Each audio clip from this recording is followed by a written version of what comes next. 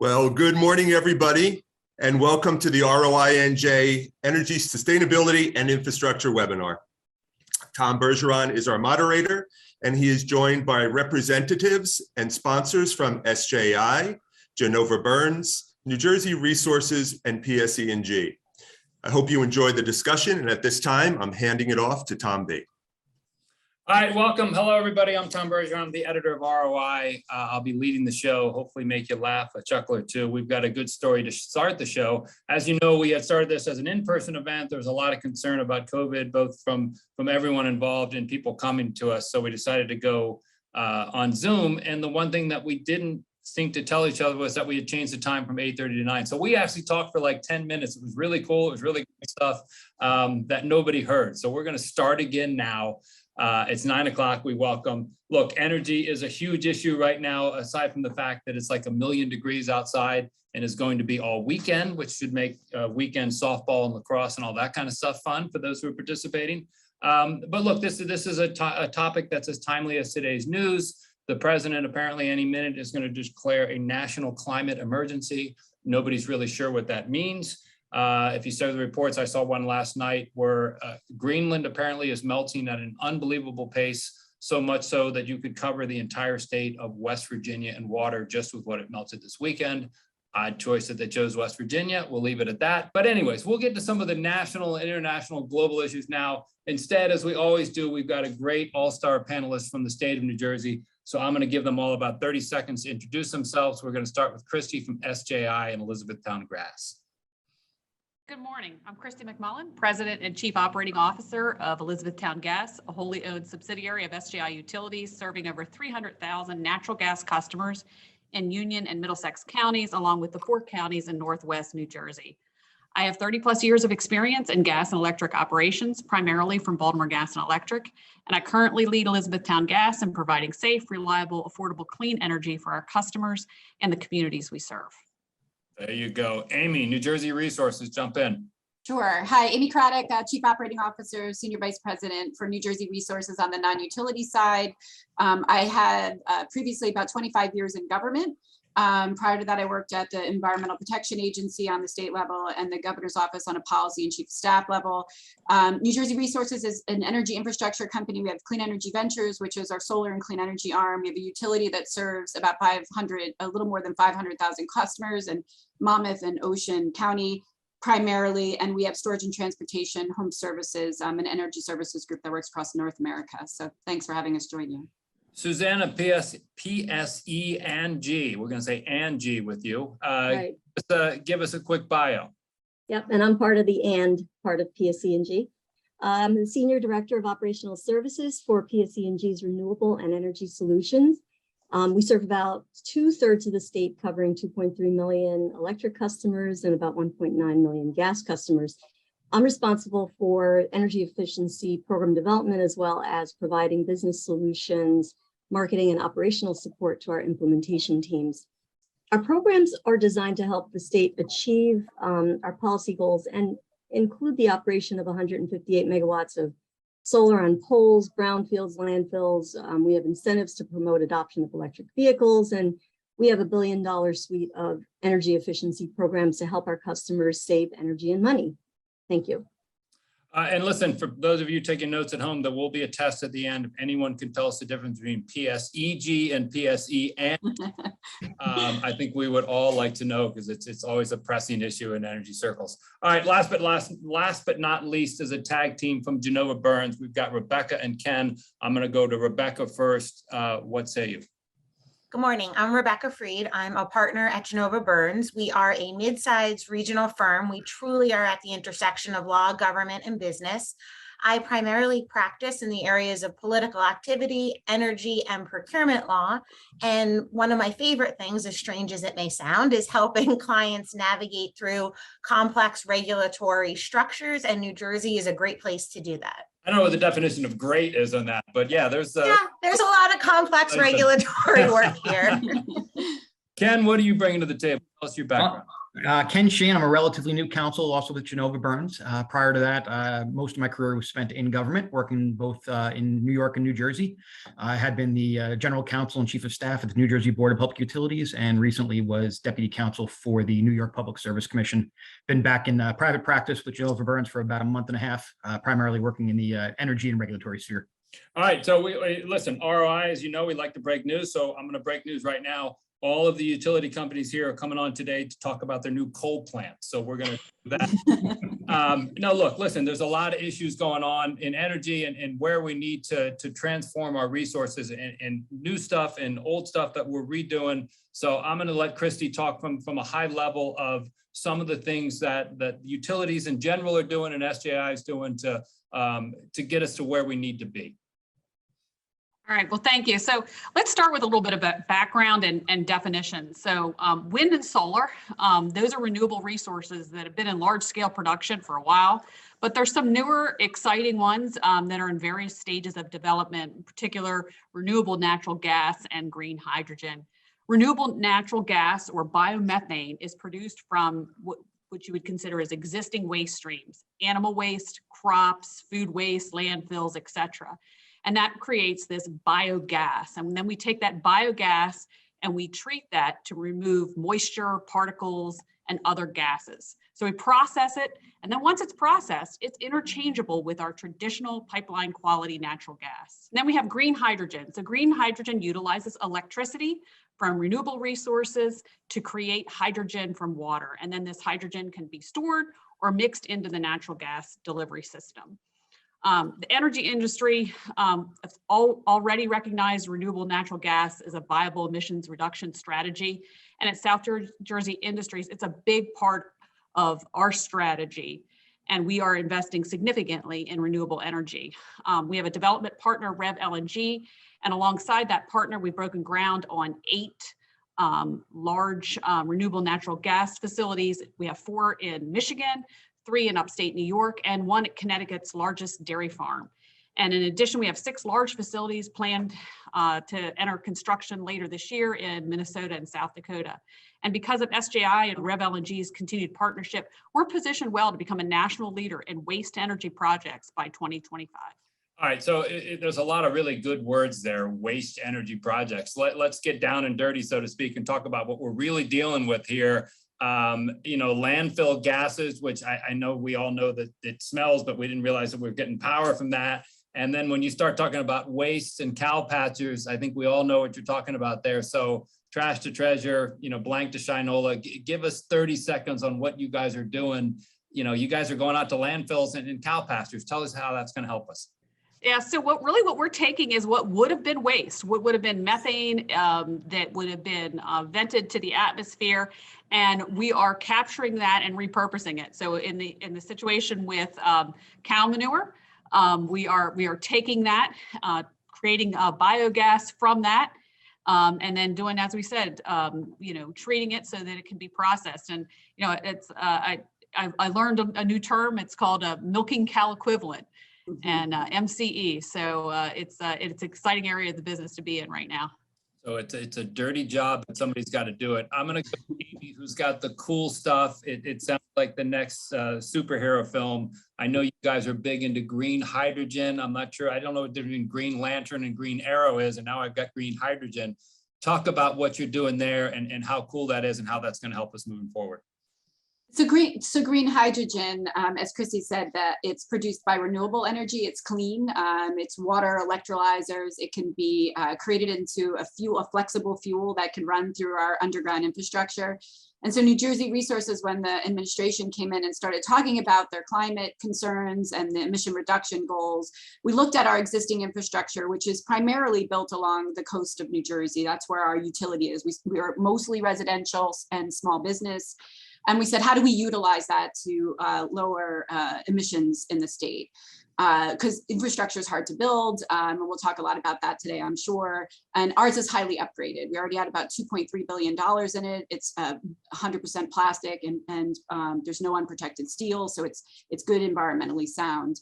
We were watching what was happening in Europe at the time, 4.5 years ago, and green hydrogen was already taking place there. And we thought, let's help lead the policy. Let's, as an energy infrastructure, do a proof of concept, a demonstration project to show that. So we decided early on to co-locate an electrolyzer, which helps take that renewable energy, create that flexible fuel, and then be able to blend it into our existing infrastructure that, again, is already there, already built, and ready to go. We worked with NREL to make sure that we were monitoring the safety. Places like Hawaii have been blending up to 12% already for many years. This isn't new technology. We're just starting to talk about it for home heating. And the reason why it's such a powerful tool in that decarbonization narrative that Christie talked about is, again, you're utilizing something we've already got, it's already built, so you can do it faster, you can do it more affordably because you don't have a big infrastructure build. You're just reutilizing something we've already invested in, and you can, so it's affordable, faster, and it's reliable. We know that a single source, just electricity, you want multiple sources of energy to create that reliability. So it's been exciting. It's pretty cool, as you said, Tom, that we're moving forward with the first utility on the East Coast to be blending it. It's going to our customers' homes today, and we're really excited about it. Right, so there's a lot of phrases about, working 20 years to be an overnight sensation and what is old is new. You guys both sort of mentioned wind and solar, and I can make a joke about, especially at the beginning of the Obama administration, when apparently the whole world was going to go solar and that didn't quite work out. But I'll take it deeper than that. I grew up in Southern California, and I remember about the 7th grade, my best friend, they had a pool, and all of a sudden they put these weird things on top of their house, and they said, okay, this is going to heat the whole pool. This is great. So let's talk just real quick about, we can't forget wind and solar, and I've got a great stat here. In the month of April, wind and solar combined for more of our energy than nuclear for the first time ever. There's a lot of reasons behind that as far as what type of energy is used in April and shutdown and this and that, but still it's somewhat a significant statistic. So while we talk about all of this cool stuff from cow pastures and landfills, and I know the state is big into wind energy, you also have solar there. Amy, I'll jump with you to start. Talk about how much solar and wind, there's a future for the state for some of these things that may not be as cool as green hydrogen, but just as effective. Sure. New Jersey Resources was really early on again in the policy front on a solar perspective when it came to bear. So that puts us in a position where we're one of the largest solar operators in the state. We're very familiar with it. It's a successful endeavor in New Jersey. It's had a lot of support by the Board of Public Utilities and continues to have that. We have about $1 billion invested and plan to invest another $1 billion in the solar industry, understanding it's clean. I mean, in New Jersey, again, very, very successful deployment. We work closely with government. We work closely with labor who helps build it, similar to any of the energy infrastructure. It's an important component. I say, like wind and solar, they're intermittent. And I'm going to kind of tie things together here that sometimes they overproduce when you don't need the energy. And so when you start talking about the decarbonized fuel, taking that wind and the solar when they overproduce and finding a storage solution for it, that's a big part of the equation to make this affordable. How do you capture that energy and save it and use it for when you want? I think being able to create green hydrogen off of that solar and wind when they overproduce, as we bring it and build it to greater scale across the state, will really kind of drive down the cost. And that's where green hydrogen and decarbonized fuel running into that infrastructure. Solar for us, landfills, brownfields, a big priority for us. There's, residential community solar is just kind of the policies forming on that. Dual use agriculture solar. There's a lot of new policy fronts here and a lot of business opportunities and a lot of regulatory and policy framework that's still evolving in the state. So it's an interesting business to be in. We've been in it a long time. It's still evolving in the state while it's matured. A land constrained state like New Jersey, it's tough. Any infrastructure is tough. Underground infrastructure, above ground infrastructure, policy priority infrastructure like solar. We've just got a lot of people, a lot of development, and so that makes it an artful place to be from a regulatory perspective. Right, let me jump in there, and Susanna's raising her hand, so I'm going to let her jump in. What do you got? Thanks. I just wanted to add to what Amy just said, and PSEG, and just so no one fails the test. I'm with the regulated utility, which is PSEG, and our parent company PSEG also includes our generation assets. So I did want to just jump in and say, I mentioned before PSEG has invested in solar. We have 158 megawatts of solar taking advantage of underutilized space.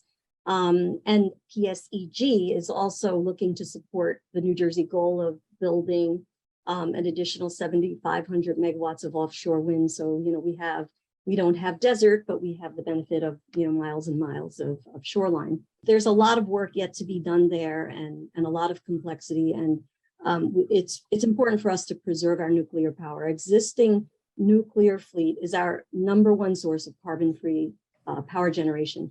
So while the country ramps up on renewable energy and the technology advances and the other infrastructure gets built, it's critical to maintain that nuclear fleet for that carbon-free source of energy. Susanna, I'm going to stay with you, but before I do it, I'm going to say we have a question, and I forgot to say this at the beginning. We love questions. We like them early. We like them often. We get to them quickly. We're not the type to wait until there's 1 minute left and we take 2 questions. So bring it on, and I'll get to that question in a second. But I'm going to stay with Susanna, and I'm going to go back to that 7th grade boy who's at his best friend's house, and we're going to go play in the pool. And as we go out there, close the door, turn off the lights, do that kind of stuff. All of those energy efficiency things that your mom beat into your head when you were little, it comes back more and more. And I know PSEG and all you guys are big on energy efficiency. Susanna, this is one of your specialty areas. Talk about, for everything that we do, if we just become more efficient to start with, I mean, that's the low hanging fruit in all of this, right? Yeah, and kind of before we segue back, to energy efficiency, I want to start with, our company vision, right? To power a future where people use less energy, it's cleaner, safer, delivered more reliably than ever. So that's kind of the vision that our whole company is marching towards. And, we also have this vision to get to net zero. So it requires everyone to work together, the regulated side of our business, the unregulated side of our business. Americans are spending $100 billion a year on wasted energy from buildings, heating, cooling, other energy consuming things. And commercial buildings and residential buildings are accounting for more than 1/3 of the carbon emissions from, American homes and businesses. So there have to be economic incentives to help our customers use less energy through efficient energy efficiency initiatives. We, PSEG, and the other electric and gas utilities in the state, we have the obligation to meet electric and gas energy savings target while we offer a wide range of programs and incentives to help residences and businesses reduce energy and lower their bills. And it has to be cost effective. So it's got to be cost effective for the state, and it has to be cost effective for the customer. So we'll work with you on that. And I saw a question pop up, a technical question about, can you use green hydrogen with existing equipment? So one disclaimer, I'm an energy efficiency program person, but never invite me to your house to fix your furnace. That would be a big disaster. So never invite me there for that. You know what, if you're going to do that, you're going to invite a lawyer, because you got to have a lawyer for everything. So I want to bring Rebecca and Ken in. We've sort of segued here. Look, we're a business audience here. Let's talk about what businesses need to know, regulations, working with utilities, doing that kind of stuff. Rebecca, I'll let you kick it off, and Ken, you can tag team right behind her. Sure. I mean, I think a lot of what Amy was saying was really, tying into a lot of what we've been working with clients on. We've had a lot of experience with solar and wind and helping people navigate through that space, whether it's the land use process, and what are you going to do there, getting community buy-in, then interfacing before the BPU. And I think with respect to solar, that's where I've done the bulk of my work, assisting clients and really taking a look. And I think this is important as we move forward too, right? Like we have the Solar Act from 2012, that has certain restrictions and look back periods. And it's crazy when you look at that. We're now in 2022, right? That's 10 years old at this point. And I think taking a look, does it do what it really needs to do? Because some of the restrictions, you see a lot of solar on landfills and brownfields, which is great because it's land that's otherwise not being used that can now be used for a productive purpose. Amy referenced dual use. I think that's going to be really interesting to see. How can we farm and have solar? Is there a way, tying back to what Christie was saying, where you have RNG and you're using some of this and maybe using solar on some of that property, and how do you balance all of that? But I think the biggest thing is really taking stock of where we are. Because I think, and the last thing, and then I'll turn it over to Ken, that I'll say with the solar, what we see is you could have situations where land maybe historically was a landfill, but maybe there was one corner of it that was farmed for hay at some point, and then all of a sudden you can't do solar there. So I think it's taking a step back. And sometimes I think the law can be an impediment because it's passed at a certain time and a snapshot in time. And how do you take stock of where we are now and say, okay, this is what we've done for the past 10 years, but looking forward, here are some of the changes we need to really move us to the next level. So that's the second bit of breaking news here. In addition to the massive coal plants that are coming, Rebecca's letting everybody know that every once in a while, there's one regulation that might slow down business just for a minute. Ken, you've been on the regulatory side, you've been in government, you've been a lawyer, you bring in all of this together, right? And you've seen this from all sides. Talk a little bit about the impact in the business world and what you're seeing. Sure. Well, the state just hit 4 gigawatt of installed solar a couple of days ago, probably. So you've seen a very successful solar program from its first 10 or 15 years. But you've reached a point where the board is in the process of changing to a new solar. They did the transitional solar program, and they're now into the SUSE, I believe it's called, which is has both an administratively set incentive and it's going to have a competitive incentive. The administratively set incentive is not based upon the pipeline. The numbers are a little low. We're not seeing as much take up into that as we had hoped for. And we're still waiting for the competitive process. So that has not started. So Rebecca is correct that we're seeing some issues here where the regulations and the process haven't necessarily caught up with where the world is today. We're seeing, and I guarantee you the private industry can talk about this more, but the cost of solar has not necessarily gone down in the last 6 months or 12 months. There was always this belief that as things develop, as the technology advances, the price will go down, the price will drop, and everything will work well. I'm afraid we're not there just yet, especially with what's been going on for the last 2 years. So we're in a situation where developers and consumers are still interested, still definitely looking for the benefits of solar and things of that nature. But cost is one of the things that probably is always important. It's always important to the people doing it. It's always important to the people paying for it. But some of the assumptions about cost have not proven out in the last 2 years. And I think we're going to see a push over the next 6 months to 12 months to really, certainly what we're seeing from the developer side is to have those kinds of conversations with the board to understand that if the governor's goals are going to be met, the incentive process needs to remain in place, and it needs to remain a competitive incentive to ensure that New Jersey continues to be at the forefront of developing solar. Christie, let me go to you because you're not just a utility expert, you're a business leader and you're working with the business community. I know that. Talk about what they're saying here. What are the issues that you guys are seeing, working towards to become more energy efficient and all of that? So, at South Jersey Industries, we have multiple programs to help our customers, both residential and commercial customers, from an energy efficiency perspective. This is shared responsibility between the utilities and our customers, and we want to be a resource to them. We worked in 2021 with the New Jersey Board of Public Utilities to expand our energy efficiency programs by $216 million. And this is going to help our customers save over $300,000 in energy costs over its lifetime. And we offer a wide variety of programs, 0% financing, on-bill repayment, rebates, and energy efficiency equipment, and things that are also tailored solutions for our commercial and industrial customers. We have things called direct install, which is high efficiency improvements.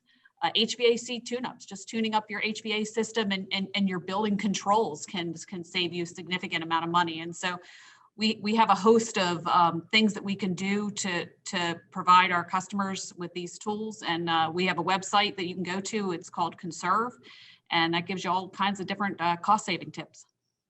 Amy, I'm going to let you jump in there, but first I'm going to ask you to answer the question that came up about green hydrogen. Can an existing oil or gas furnace at home, or we'll also say in the office, be converted to green hydrogen? Is there a kit that's needed? Is that a possibility? Are we there yet? I know there's talk about moving a lot of these burners and big things to electric. Can that work in a commercial or residential? Sure. I mean, today we're blending green hydrogen, and I said Hawaii's been doing it for a long time. So I think what's been studied so far to date, more extensive studies in Europe, but some here in the United States, that your existing end use appliances can handle a certain blending rate right now. And I think the standard's about 20% without having to do any significant upgrades. You're seeing higher blending rates that are being studied again in Europe from an academia perspective. At a certain point, again, I'm not the person who's going to retrofit your appliance, but the Gas Technology Institute and major manufacturers are looking at what's that journey, what retrofit do you have to do?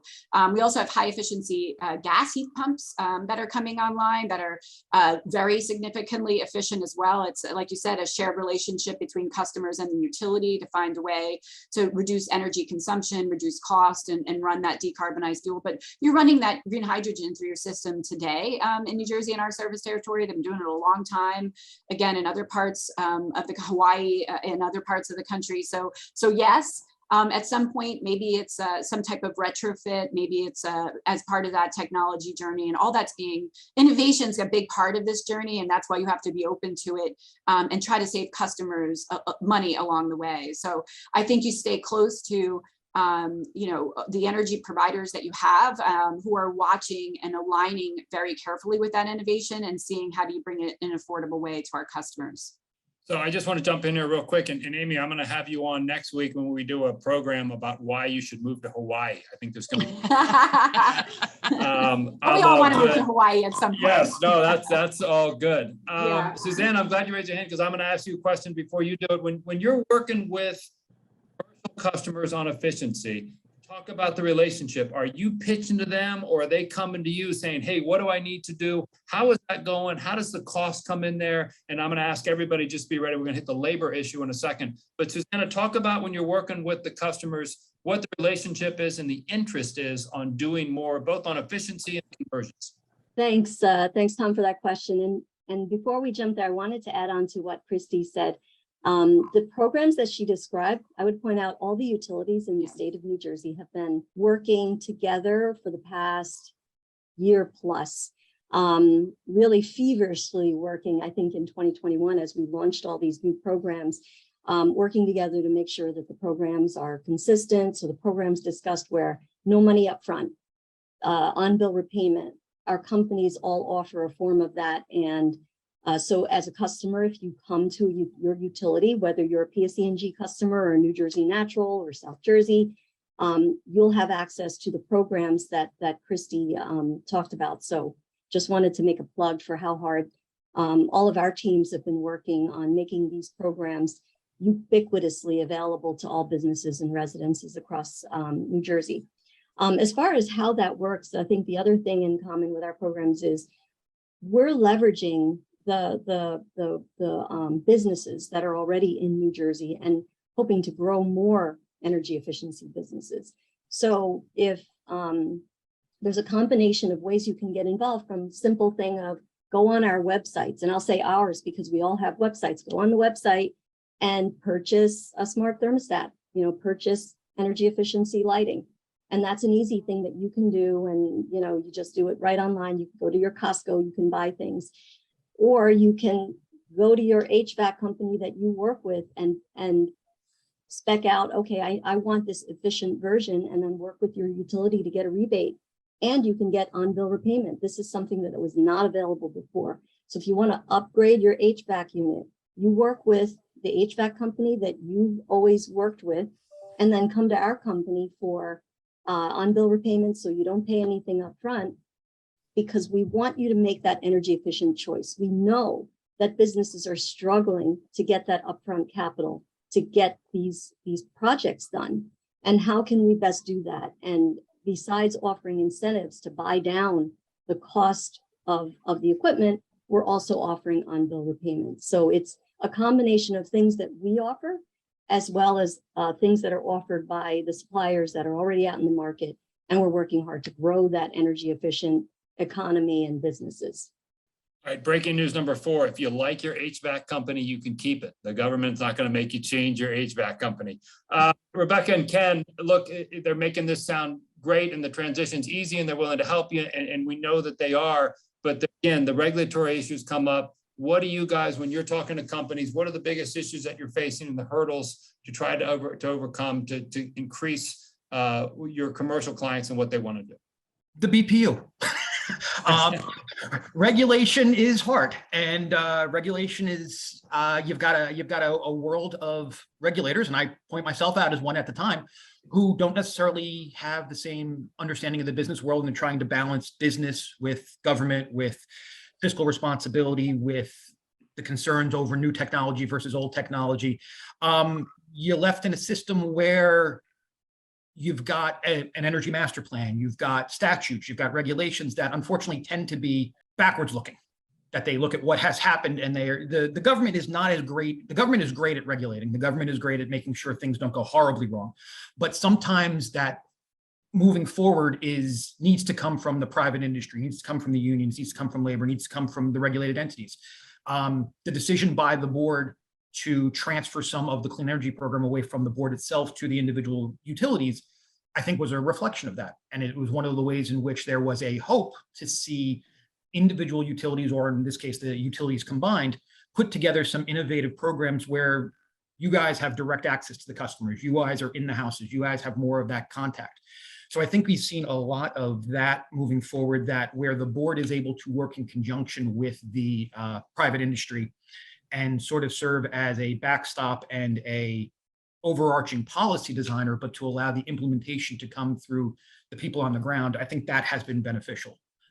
We've certainly been seeing some of that with the solar process. As the solar programs have developed, the rules have become more and more rule-based and incalcitrant.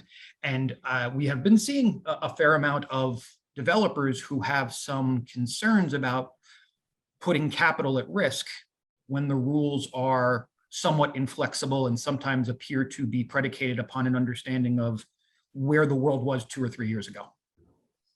Rebecca, you want to jump in? No, I think that that's fair. And I think particularly when you're dealing with a lot of this and you look at the different utilities at different parts of the state and developers doing projects in different places, then you're also dealing with obviously the BPU, there's PJM and the interconnection process. And one of the issues we often see is if PJM's timeline is not aligned with the BPU's timeline, and how does that work and what does that do for developers? And we hear from a lot of companies, they want to come to New Jersey. I know we touched upon our location and how unique it is and the opportunity here, but how do you continue to make that successful?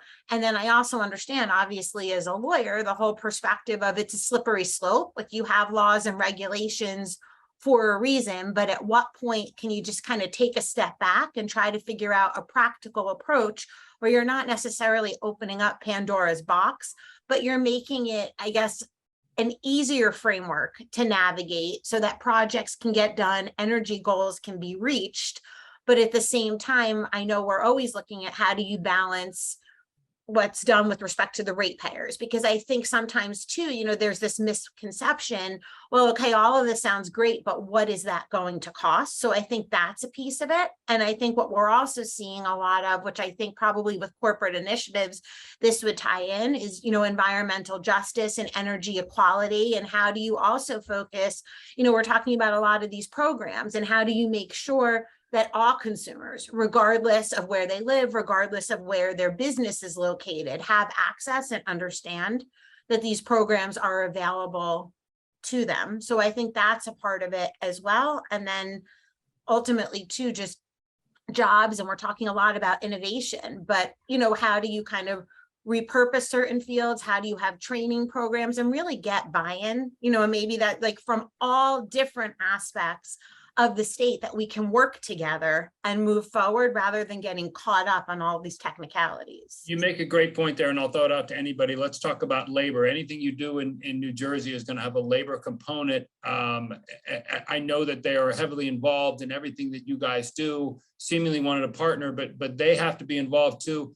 Talk about the impact of labor on any type of transition from one source to another and how that works. Is there any challenge or opportunity with that? I'd leave it wide open for anybody who wants to jump in, and Chrissy raising her hands. Yeah, so, certainly production, deployment, utilization of RNG, it's going to have significant benefits, not only for environment, but for our economy as well. There was a recent study by the International Energy Agency that transitioning to clean energy was going to create about 10.3 million net new jobs globally by 2030. most of those jobs to be created by modernizing the energy infrastructure. So not necessarily transitioning to a new energy source, but modernizing our existing leak-prone infrastructure, replacing that with more modern durable pipes. And at SJI, we have our pipeline upgrade programs that have created jobs, and our labor unions, we partner with them, and they're proud of the important role that they play in helping us deliver safe, reliable, affordable, clean natural gas to our customers. We had at South Jersey Gas, we had our storm hardening reliability program that we recently created, 413 jobs. At Elizabethtown Gas, our infrastructure investment program, replacing 250 miles of cast irons, $300 million project over 5 years, estimated to create 425 jobs. And then energy efficiency, right? Energy efficiency also results in jobs. SJI just got approval for our largest ever energy efficiency program at both South Jersey Gas and Elizabethtown, and combined, they have the potential to create 4,500 jobs over 3 years. So I'm going to jump in, but before we do, I know everybody out there is hoping, gee, I hope that at some point during the program, Tom's going to actually read to us. I know that's what everybody wants on a Zoom with. So that moment is here because I have this wonderful study from Columbia, which has an energy school. And if it's from Columbia, it's got to be good. It's all going to be highbrow and this and that. But they last April, a great study about natural gas and pipelines, because one of the thoughts is, okay, well, let's just get rid of all natural gas and we'll, right? We got all that. So I'm going to read from it. It says, retrofitting and otherwise improving the existing pipeline system is not a choice between natural gas and electrification or between fossil fuels and zero carbon fuels.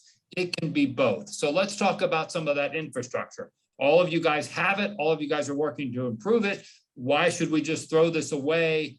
Amy, I know you're great on this, so I'm dying to talk about this. 3, 2, 1, go. You're good. Yeah, go. so let's just level set this. New Jersey has invested $17 billion in its underground infrastructure. That is not an asset that you want to strand, right? As part of this energy. That's a lot of all of our, taxes, our costs. It's highly valuable, right? We're very different than other states. Maybe you don't have that $17 billion already invested in it. So Columbia on its own, and we've been very engaged with them and working closely with them on our sustainability strategy to make sure it's grounded in fact, that there's a third party, not invested party in it, academia. Columbia's got a good reputation, and said, and when their study came out, said, all right, well, how do we lead on this front? And they said, you're going to need that flexible fuel. You're going to need that, you're going to need to acknowledge that existing investment in the state in order to drive down costs and again, and have reliability. So we were pretty excited when they came out with that project because it pretty much aligned with our strategic position that you decarbonize it. We're kind of agnostic to what fuel you put in there. You blend, you get that flexible fuel. You do that at the most affordable cost, and you do it quickly because you don't have to permit it. It's already built. Really hard to do in the state, and you work closely with labor. I mean, all of these things tie together. There's no single solution to get where we want to get to by 2050. You're going to have to use what you have and upgrade it and retrofit it. You're going to have to listen. Energy policy is hard because it has an immediate impact. Regulations by their nature are static. And so you need that policy to flex with that innovation. And that's what you're seeing the federal government lead with that. They put out a bipartisan infrastructure bill, $9.5 billion in green hydrogen. 4.5 years ago, you didn't even see that type of policy discussion going. So where you see Columbia leading on use your existing infrastructure, it's not an either or. We all believe that here, right? We all have targets. We believe that infrastructure is highly valuable. How do you use it in a very symbiotic way, right? Wind's going to overproduce, like I said, solar's going to overproduce. We all talk about battery storage and the investment there. That underground infrastructure is battery storage. It captures that excess energy when you don't need it. It holds it, keeps the value of it that you've already invested in, and redeploys it. So that we just have to stop. The goal is emission reductions, and there will be many tools in order to do that in an affordable, reliable way. And so what Columbia did is they said, all right, we're not anti-fossil fuel, we're not anti-electrification. We want to do emission reductions. How do you utilize the tools we have, and how do you do it more affordably and reliably, which is what all of us here we're worried about reliability, right? You want your lights to come on, you want to be warm in winter. And that's our core standard. We own that responsibility and we'll be held accountable for it, right? When we can't deliver. So New Jersey is unique in that we already have $17 billion. We have a head start there. We have a good commitment on solar and wind. All these things come together and create a strategic advantage of the state. We just need that regulation and that policy to move as quickly as that innovation, and that's tough. But we've got a good relationship with the BPU, good discussions. They supported our discussions about green hydrogen. That's evolving. There's lots of technology questions that have to, but we're all at the table and we're all working on it. But I think that Columbia report, if everyone could see it, happy to kind of work and circulate it. It says it's not an either or. Natural gas is going to be here during that transition. How do you bring down that carbon content and reach your climate goals? It's not an either or, and we have to just work together and use the tools in our toolbox. And that underground infrastructure is a very significant tool in the state of New Jersey. Susanna, jump in there. Yeah, just briefly, I really appreciate what Amy just said about, keeping your eye on the prize, right? The goal is decarbonization. And I think natural gas kind of gets, is part of this electrification phrase, right? That's kind of the big buzzword. And when we talk about electrification and decarbonization, we have to talk about transportation because that's a major contributor to greenhouse gas emissions. So, again, just, the tools in the toolbox, not a, extreme one size fits all answer, and keeping the eye on the prize. I really appreciate that comment, Amy. Spoiler alert, another attempt at humor is coming. The good thing about the state of New Jersey is that we have an energy master plan that specifically spells out everything we're going to do every day for the next 50 years, and we're going to reach the end of it. And everybody agrees that this is perfect and it makes total sense and we're going to get where we want to go. So look, the energy master plan is a huge document. It has a lot of ideas. It has a lot of theories. It is flexible to some extent in what we're going to do. We need to adjust it. But look, that's the elephant in the room. I want to get to that. So I'm going to start with the lawyers, of course. And I'm going to say, look, when you guys hear energy master plan, I know your first thought is billable hours, but after that, I want to know, when you look at that, what are you thinking? How is that impacting what you're doing? Opportunities, challenges, pros, cons, go. I'm going to go to my left. Rebecca, you can start, and then Ken, you can jump in. Sure. I mean, I think the pro is it obviously sets a very ambitious agenda, and there's a lot that can be done with respect to a clean energy future.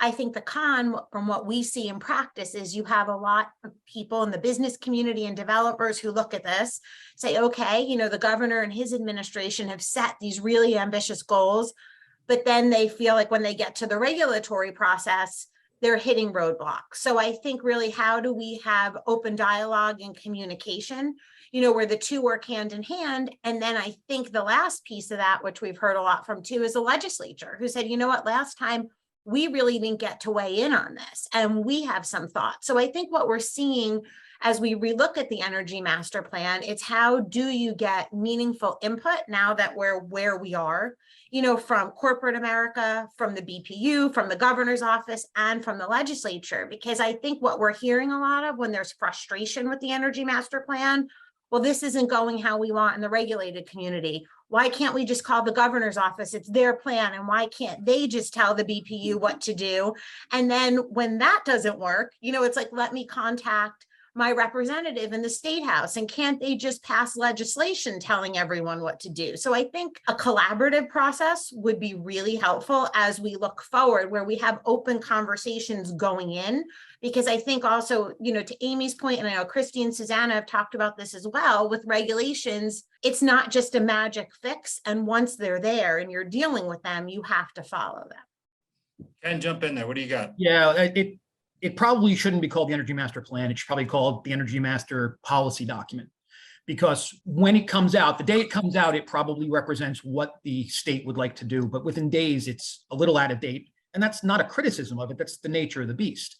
But unfortunately, by putting it out the way it often is done, is people assume that this is what will happen and this is what is going to happen. If it says 7,500 megawatts of offshore wind, well, there is no way that will not happen on the timeline put in there. And that's sort of not what the document ends up doing in the real world. So I think it ends up providing a little bit of disconnect for the developers and the industry, who take a look at it and say, well, the governor's office said this is what they want to do. This is where the governor wants to go. And 6 months later, well, life has intruded. for a long time, the Energy Master Plan hadn't been re-upped. I've been involved in, I guess, 2 or 3 of them over the course of, time. And obviously they are very driven by the governor. They are very driven by the governor's policy. A Republican governor, Democratic governor are going to have a very different energy master plan. And on a 10-year cycle with a 4-year election cycle, there's not always a correlation between what was put out and where it's going. So the Energy Master Plan, I think, is a great document for setting aspirations and setting concepts and putting forth the grand sense of where the state should be going. The problem is that individuals that we see, developers, utilities, want to then use it as well, you promised to do this. And that can get a little tough because it's a living situation with a dead document. So I love the idea of the 10-year plan and the 4-year plan. The Soviets used to have a 5-year plan, which worked out really well. So again, let's talk about the government regulation. Christy, you want to jump in? Go. Sure. So, I think, and I forget if it was Susan or Amy said, we really need to keep our eye on the prize. What is it we're looking for, right? We're looking for decarbonization. But we need to do that in a way where we also maintain affordability and reliability. That's going to be the biggest challenge for our state as we transition our economy towards renewables. And we need to work together to make sure that we do have a plan and that we have an orderly and cost-effective build out. Right now in the state of New Jersey, over half of our electricity is generated by natural gas. 75% of the homes are heated by natural gas. And until, solar, wind, storage, and technologies are fully dependable and resilient, we need to continue to have access to that natural gas. And as Amy mentioned too, we talked about the investment that we've made in the pipelines, how we can leverage that. The replacement of those pipelines significantly reduce carbon emissions by upwards of 70 to 80% at our utility, and I'm sure others within the state. And so we have that infrastructure that we can leverage for renewables and then also for hydrogen. And so that should be part of a balanced plan that we work together to develop. I think what a lot of you guys are getting to, and I'm going to bring Amy in on this, it's great to have a plan, it's great to have a philosophy, it's great to have a reliability infrastructure, and this is where you sort of meet the regulatory industry versus the true entrepreneurial set. Let's talk about innovation and the need to innovate and to try new things. Amy, does an energy master plan, I don't know what the word I want to use here, slow or halt this idea of we've got to do innovative things because we're looking to fix the plan as opposed to let's try A, B, and C to see where we can get to where the plan wants to go. Talk about the innovation aspect. Yeah, sure. I think all of us know that innovation is going to have to come into play in order to transition to that 2050 goal, that decarbonization goal that we're all kind of looking at. I think, just to listen to everybody on here, we're all aligned with the public policy for that decarbonization. There's no one moving in the opposite direction. And that's pretty critical, right? And we can put private capital in there to support and advance those policy goals. And that's what you hear in innovation, either it's green hydrogen or RNG, it's different ways to do solar. Wind is an innovation in of itself, coming to bear with a lot of policy. So no aspect of this moves forward in an efficient and a reliable way without innovating constantly. Your solar technologies are changing, the materials you're using to upgrade your gas infrastructure systems are changing, your end use appliances are changing. You've got technology and big appliance manufacturers that are starting to shift. You see that on the electric vehicle front, and you're looking at green hydrogen buses. It's happening throughout the economy. And I think, let's take the gift of the policy document. You have to be willing to constantly put the effort in and change it, particularly when you're in a spot of transition. It could have stayed static for a long time, right? Because natural gas was kind of the answer, brought down huge emission reductions in the state of New Jersey. It was a slower progression, a big build out. But what's happening today with technology globally, this big shared policy goal of decarbonization, we have to move faster. And so that policy document, it can't be dead. It has to move. You can't put it on a shelf. You've got to be open to those new policies. So maybe we need to start thinking about that policy document differently than we did. And you have to see that policy change real time with a coordination between private sector, entrepreneurial, regulated entities. That dialogue just has to get more frequent, stronger, and we're all on the same side of the table, right? There's no one here in this room or on the regulator. We have great relationships with the executive branch. They all want help, right? And so we should take that tension out of the room. No one's fighting this. We're just making sure we're doing it reliably. We're making sure we do it affordably, because we have to keep the lights on, and we're responsible to our customers, and we're regulated to do so. None of that can be thrown out. You know what, if you guys could see the view I have here, it's like I've got the Genova Burns bobblehead. Ken and Rebecca are both nodding like 100%. Preach, tell me what you got. Jump in here, because I know you guys were digging everything. Yeah, and he's absolutely correct that there is the joy of New Jersey is there's nobody who opposes this. The only question is, how do we pay for it? How do we do it? How do we advance it? How do we balance it? So I think Amy's absolutely correct about that. But let me jump in there, because when I talk to the BPU folks, I say, hey, green hydrogen, great. You know, wind energy, great. Landfill, great. This great. But there's a, you know, okay, but how much subsidies are you going to want? How quickly can you scale it? Because we have to deal with the day-to-day aspect of everything. Talk about that balancing act of, listen, so much of this stuff is subsidies. Oh my gosh, Amy's going nuts up I'm here. going nuts. Amy, jump in here. Talk about the subsidies and the payment. I know you want to jump in.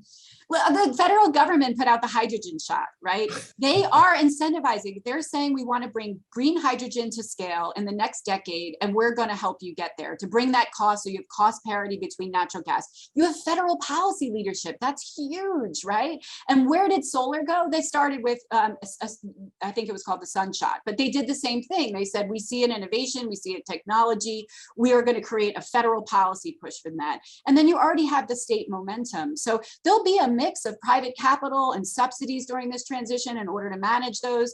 I think we talked a little bit about equity and the sensitivity from a you know, low to moderate income customer. How do you adjust for that? That's an important conversation that will never go away. That's got to be one of our priorities from a safety net perspective, because we're a lifeline service provider. You need us in your daily life in order to keep warm, to put your lights on. And so I think all of those things, you're going to need private capital. You're going to have to let the, you know, free market kind of say, where do we want to invest in innovation? You're going to have subsidies to bring it to scale.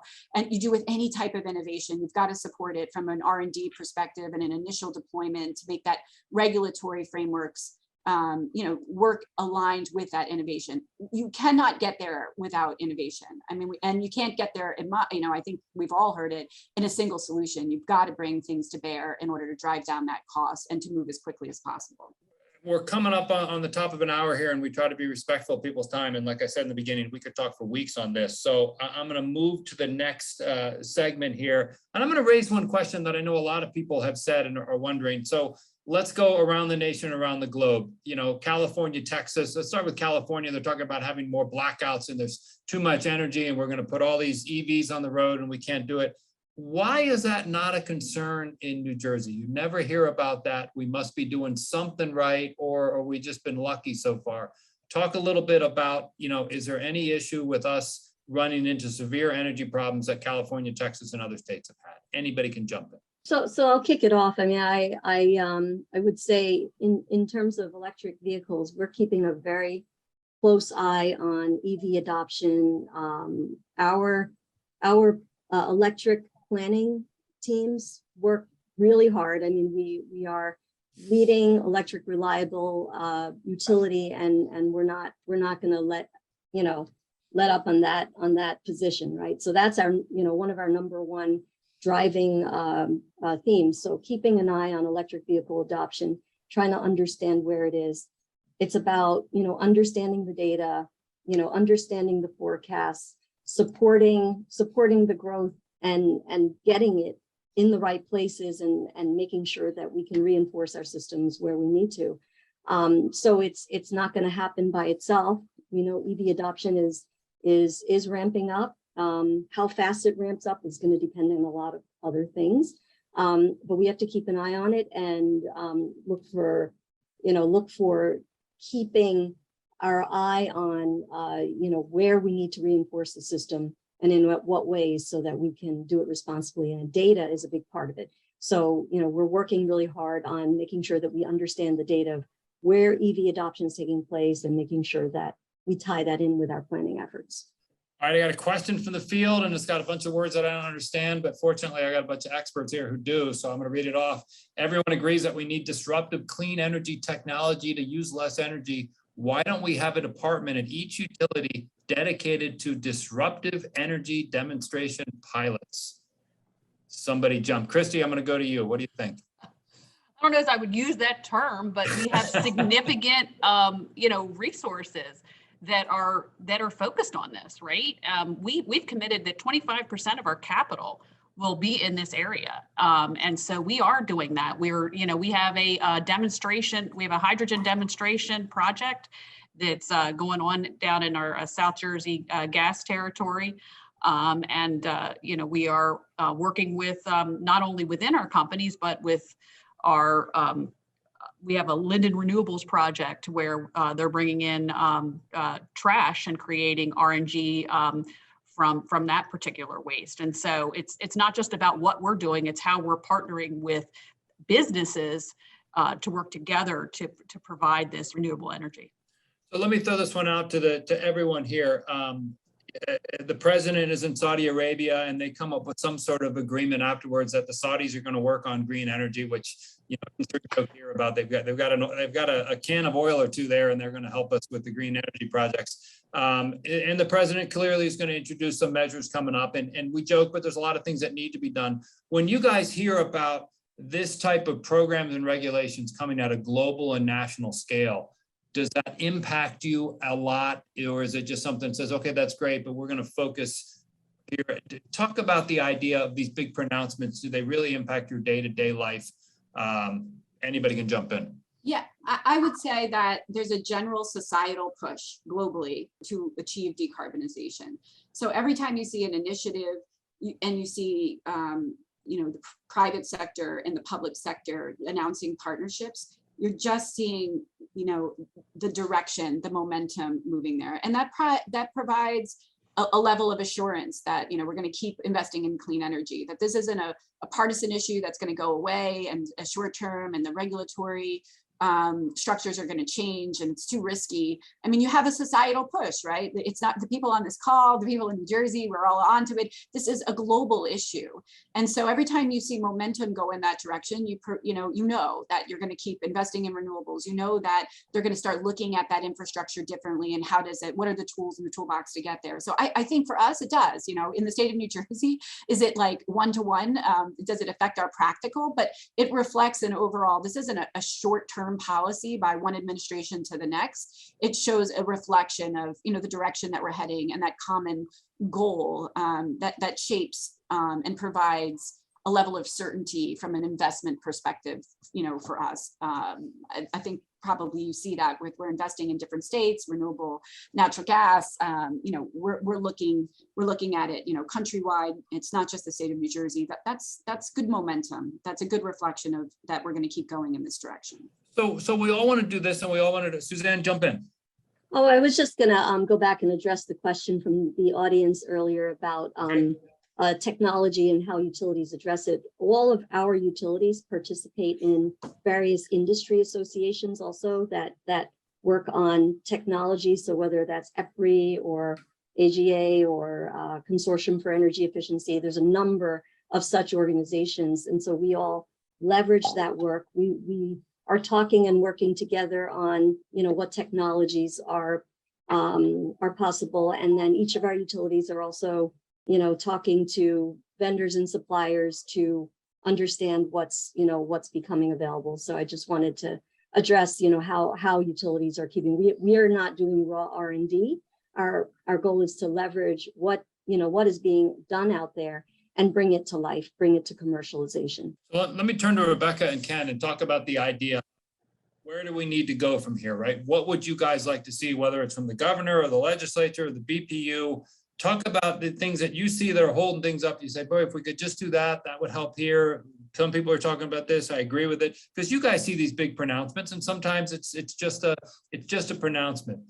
Get down to a nitty-gritty level. What would you guys like to see that would help energy and where we're going in this state? I mean, I think, and I know I've said this before, but open dialogue. I think really listening to before any new energy master plan, before any new regulations, whether it's also looking at where solar is going or wind, federal dollars, talking to the utilities, talking to private capital and investors, and really getting a sense of how all of this works. Because again, I think everybody seems to be on the same page. Everybody agrees on the public policy. But I think at the end of the day, it's making sure the law and the regulations don't serve as a roadblock to accomplishing objectives. And I really think the best way to do that is bringing together the key players, who are going to be involved in all of this to really understand in practicality how it works. Because, the last thing I'll say on that, we see very often with the laws, you pass a law, you think you know what it's going to do, you think you know how a regulation is going to play out, and then maybe it really doesn't, and then you're stuck with it. So I really think particularly how quickly all of this moves is bringing key players to the table, and that also includes laborers and other people in the workforce and even non-unionized employees, because I think you need buy-in and there's opportunity for everyone. And I think with private investors, a lot of them want to come to the state, want to buy in, but they're afraid, because if there is uncertainty, and then I think also this was touched upon just in terms of political agendas. Like I know with the last gubernatorial election, like some people would contact us and say, okay, well, if Murphy doesn't win re-election, is all of this going to disappear? And I think that ties back to what Amy was talking about too. If you look at what's happening nationally or globally and creating that certainty. But that's a great point. And Ken, you touched on this before. It's great to say, hey, we're all going to get together. We're all going to say kumbaya, and we all want to get to the final spot. But we have not just the two parties, but different utility interests, different labor interests want to get there on a different road. So as nice as it is to say, can't we all get along and we all get here and find that road, trying to do that. And eventually that's, I think, why you get to something where one person says, I get to make a decision and we're doing A, and everybody else is wishing B and C. Ken, talk about that idea of how, I had it down on my notes on why can't we be friends? Why can't we all want to have a better society and better energy efficiency and better, lowering all of the emissions, but there's different ways to get there. And it ends up that people are fighting to get to the same end. Ken, I'll let you jump and other people can jump in after you. Yes, you're dealing with private and public interests, and each of them have their own, these are, utility-owned investors and individual developers. I do think at the end of the day, the saving grace is that everyone is trying to get to the same place. I actually think New Jersey is in a much better place than many other places because of that. I think that Rebecca is correct that the ability to have these kinds of conversations with probably more entities than we usually do, bring in labor, bring in non-labor, bring in the developers, bring in the utilities, bring in outside investors. Because I think there is a way to do this at a reasonable price. I think with ratepayers aware of what it will cost. In New Jersey, the ratepayers understand the value of what's happening here. And I think you have a listen, nobody wants to overpay for any of these things. But I think in New Jersey, there is an understanding on both the government side and the ratepayer side that these are valuable benefits. We've been through storms, we've been through changes, we've seen what happens. So I think we're in a place where pulling everyone together and having those kind of conversations will be functional, will work.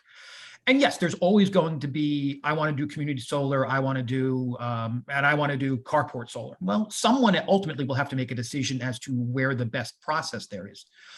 But the decisions to do that, I think, are going to be done cooperatively. And as we continue to move forward, I think we're seeing more and more of that. I mean, I complain about the board as only someone who worked there for 20 years can complain about them. But ultimately, they're doing their best and they're doing a good job, and they understand the value, and they do see value in pulling things together and trying to make the best decisions.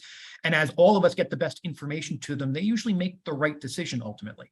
So I think there is that value in all of us spending the time and the effort to educate them, educate each other, educate ourselves, and ultimately allowing a little bit of a competition of the process to go forward. Let everybody do a little bit of what they see and allow the best ones to win, which I think is, we're getting there. So I am optimistic. Let me, Christie, jump in. Yeah, sure. So when, I look at it, it's a three-legged stool, right? Safe, reliable, affordable, and clean. We need all of that, right? And our energy policy needs to make that balance and have multiple success measures, not just one, right?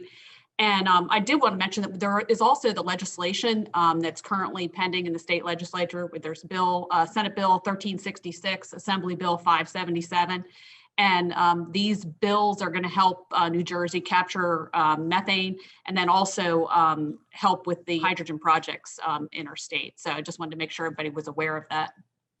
Let me throw this out under the idea of, and I always love the saying, I don't know who came up with it, maybe this should be on our license plate.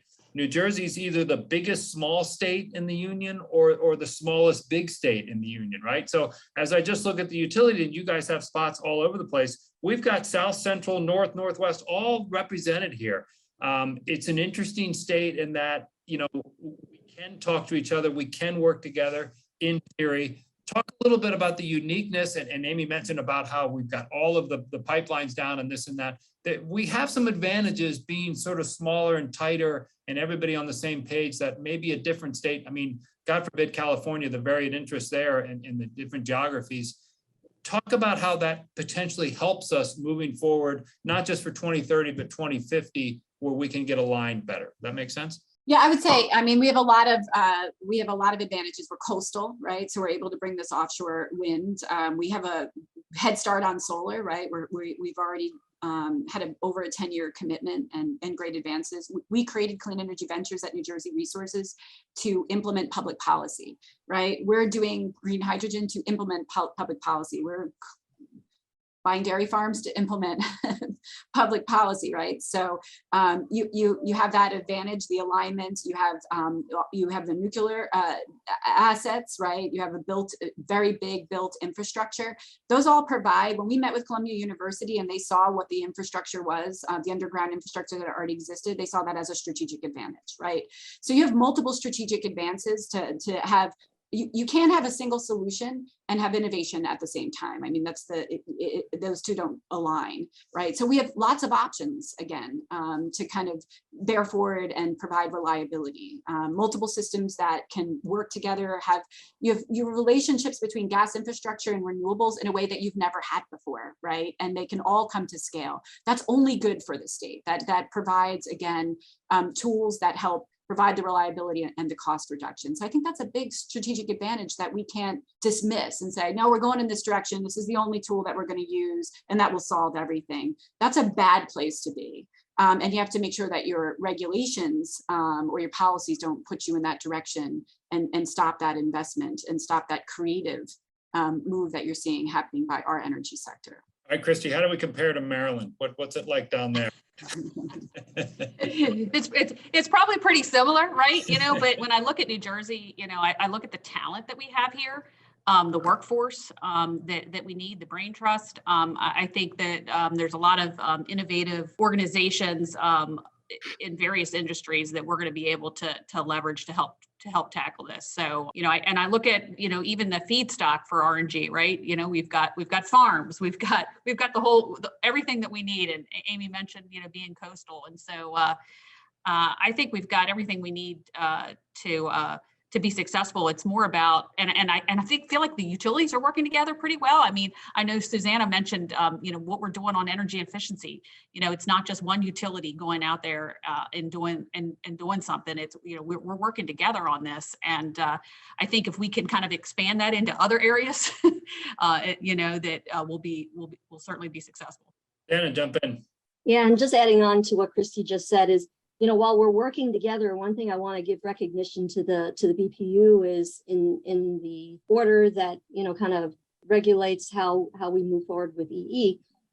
We need to be consistent on certain core programs, and yet we have the flexibility and we have the ability to offer utility run programs, recognizing that we're in a state that while, you know, big is small or small is big, whatever it is, there's diversity within the state, right? And so for PSEG in particular, you know, we hit the major urban centers. And so for us, energy equity is a big issue. Creating clean energy jobs. We created a clean energy jobs program to help people get into the jobs, not working for our company necessarily, but to be able to take advantage of all these jobs that are being created through energy efficiency programs. So giving us the flexibility to be similar and consistent where we need to be and where it makes sense to be, but giving us the flexibility to be creative and responsive to our service territories. That's an important balance. And Suzanne, I think that was a good point. There's a variety of jobs. It's not just one particular. It's not just engineers. It's not just, we're creating jobs and we've got that workforce from, union workforces that we've got the whole package here in New Jersey. The one thing that we have in New Jersey, and all states have this, but it sure feels like it's a little bit more to us, is the number of, we certainly have our major global corporations, but the number of smaller to mid-sized companies here is unbelievable. The number of companies of 10 and below, let alone 25 below, even getting to 50 below. Let's talk about from a business perspective, and I'll bring Rebecca and Ken in here. When you guys look, it's one thing to deal with a major company. It's the other thing, what can the smaller and mid-sized companies do? If I'm watching this and I'm a business owner and I'm thinking, gee, I need to be doing more to be helping out, to making my own company or my own plant or my own building be more energy efficient, what are some of the things that they should look at for the smaller and mid-sized companies? There's a couple of options. I mean, certainly the utility programs are something. Call your utility, give them a call. I will tell you that, when I served as the head of clean energy for a period of time at the board, and this was still when the board was primarily running it, and it was so called clean energy program. Well, now call your utility, because each one of these guys have programs that will come out and take care and give you options, and simply taking care of your facilities, taking advantage of the programs that are already in place are going to go a long way. And then as we continue to move forward, one of the things that we mentioned is if you take incentives for any larger scale incentive taken from the board, you need to pay prevailing wage. Well, right there, you've got an opportunity to get involved in offshore wind, in renewables, in clean hydrogen. And as these industries develop, it's not just the three utilities that we're talking about here who are going to benefit from those programs. The benefits from those types of changes come right down the food chain, starting with the utilities, but working with small and mid-sized companies who can be involved in the actual process or in the benefits that flow from this type of development, spending, and opportunity. So I would say it's twofold. One is take advantage of the programs that are available from the state and the utilities. As a ratepayer, you pay into the societal benefits charge. You've put money into this program. Why not get some of that out? And you can do that through many of the programs available from the board or from the utilities. And as we continue to move, develop, and innovate, you're going to see new opportunities, and those will not just be for the South Jersey industries and the PSEGs. They will be for the small and mid-sized companies, and that's absolutely an opportunity, and one of the reasons why I think almost everyone should be paying attention to what's going on here. So let me ask you, utilities, is there a wheelhouse for you guys on the size of a company based on not so much employees, but maybe square footage? Are you looking for more, do you sit there and say, man, if we can get a manufacturing plant that has 100,000 square feet, or a warehouse, or I can get a suburban setting or an urban setting, is there anything that you look at, this is low hanging fruit, I can come in and we can help these businesses be more efficient? Is there any size that you look at and say, Susanna, jump in there? Yeah, I'll get it started. I think in order to hit, so each of us have energy efficiency targets that are set for each of our companies. And in order to reach those goals, we have to get to everybody. We can't just go to the biggest companies or the smallest or all the residential. We need to hit them all. And as far as the largest companies, we have, and most of our companies have this, account reps that manage the largest of the large. It's the smaller ones that tend to be harder to get to. These are the smaller pizzerias, the barber shops, and these are the ones that are harder to get to. And we have really wonderful programs available to them with 100%, on bill repayment, no money up front. And yet we can't, it's hard to get that message through because people are worried about opening their doors, getting customers in, making payroll. And it's like last thing they want to think about is how do I get this done? We have to make this easy for them. And we continue to work on adjusting our programs. What do we need to do? We take the feedback from our customers and from vendors. How do we make it easier? But the hardest ones to get to are the smaller ones, but we have to get to everybody. Christie and Amy agree with that? Yep. And different programs across the board to look at different customers, right? Small business, residential, I mean, there's just a wide array and bigger programs for all of us than we've ever had in our history. So the ability to move at scale has been very supported by the Board of Public Utilities, have worked very closely with us on energy efficiency. It's one of your most affordable tools to bring down emissions. I mean, in our utility alone, I think it's brought down emissions, even though you have more customers, by 12%. When you start looking at your 2050 goal, you need energy efficiency to get there, and it's the tool that drives down cost for the end user, right? That's what they're worried about, right? You walk in the door, an investment for them without the lower monthly cost of doing business. That's hard to contemplate, particularly during an inflationary period. They're making hard choices every day on a family and a business perspective. This choice actually is an investment where you have 0% financing, no money up front, and it'll bring down your overall overhead, which is important. Do companies, Rebecca, you're looking to jump in, go ahead. Yeah, no, because I just think from that perspective too, and a lot of when we're working with companies, whether, we've had some projects really in the solar space, some were just, single buildings located in a particular location, some are flagship, more, visible type of projects. But I think what goes into that too, in terms of the money that companies can save from energy efficiency, to Susanna's point, some of them are thinking about, how do I make payroll? How do I do this? But does that help them save money where they then can be a better or more profitable place to work? So I think it's understanding it from that perspective too, and not only the jobs that are created by some of these upgrades, in terms of clean energy efficiency and technology, but then how much cost savings will there be at a particular business or location where that business and location can then maybe expand and hire more people or pay higher rates or offer better things. So I think it's really looking at it holistically is what we often see too, from a business perspective. And the one point that nobody's brought up, and I'm surprised, is from a bigger picture, look, attraction and retention is what everybody's talking about. Companies of any size, when you're looking to hire your new employees, especially from the generation that's slowly becoming my kids' age, they want to know what your policy is. They want to know what you're doing and are you doing your part. So that certainly is going to play into attraction and retention. All right, look, it's 10:20. We went over the time as I knew we would. Everybody's staying on here, that's great, but we want to be respectful of time and respectful of the fact that people need to get on their day. So I'm going to do sort of a lightning round to end.